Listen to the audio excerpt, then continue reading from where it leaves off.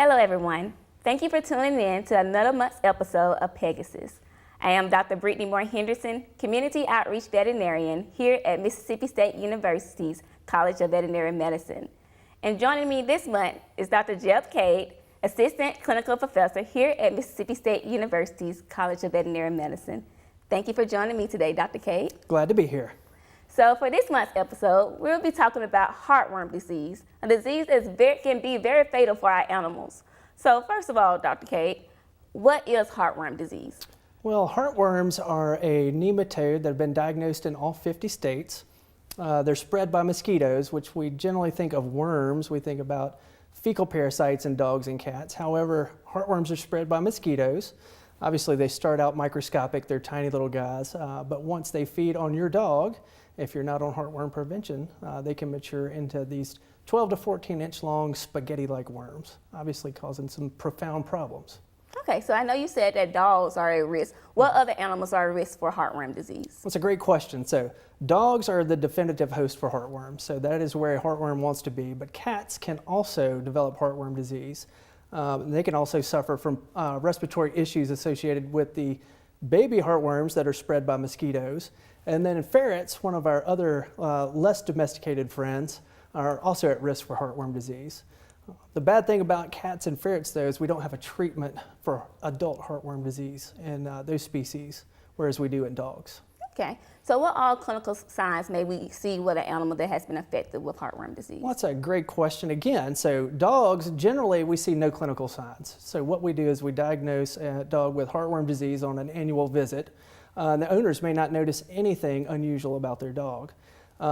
If we are showing clinical signs, what we generally see initially will be something along the lines of a cough or some exercise intolerance.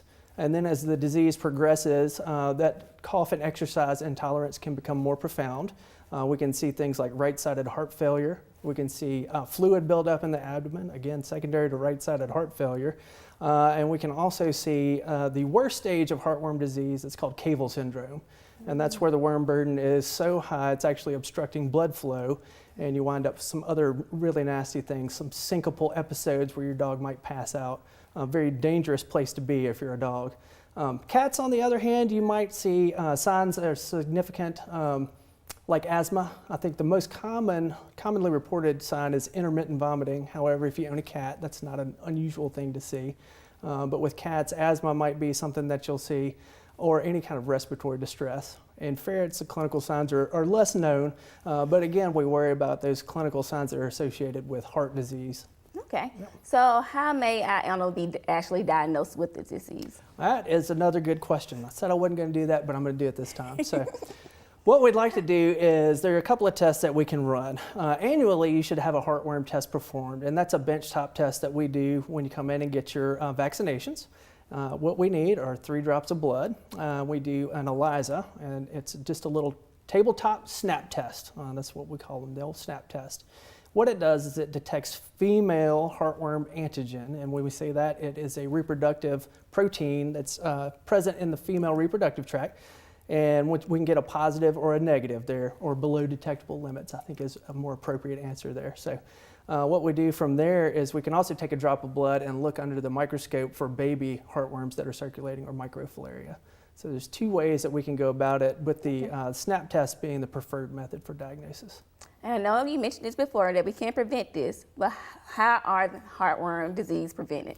Well, that's great. Obviously, we're not going to spray our pets down with mosquito repellent because that's not good for their health. So what we have to do is, in studying the biology of heartworms, smarter people than I have determined, what we need to do is give heartworm prevention once a month if you're given an oral product. There are also injectable products that you can give every 6 months. But all of these products fall into a class of compounds. It's called macrocyclic lactones. And what they do is they kill the microfilaria, or baby heartworms, that are spread by mosquitoes before they have a chance to mature into adults. And what we have to do, again, is provide that monthly.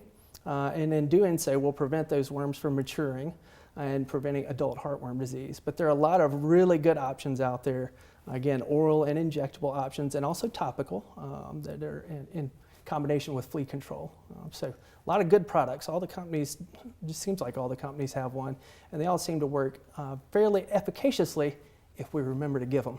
Okay. Yeah. So I've heard, of course, some clients, people will say that it's on a particular time of the year which our animals should be on preventative.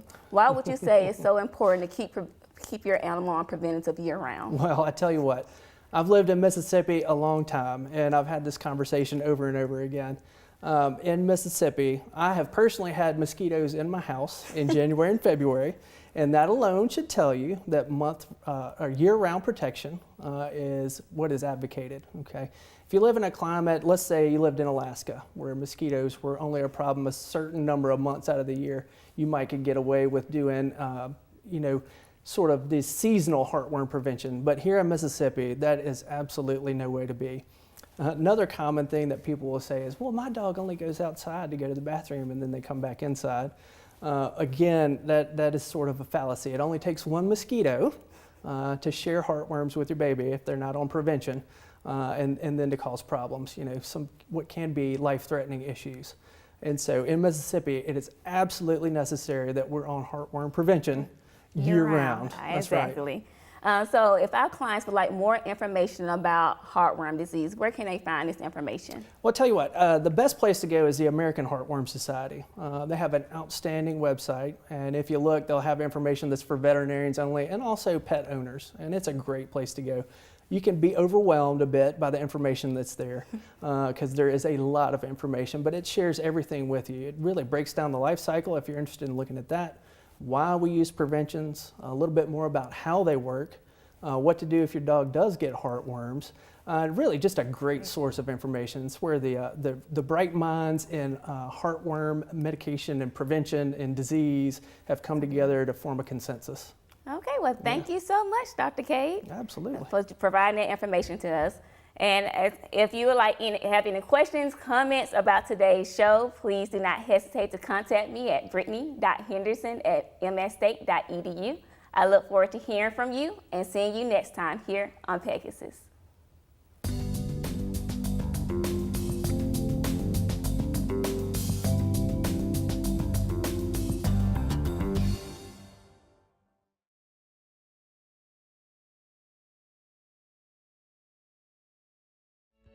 Imagine robotic technology that puts lives back together again.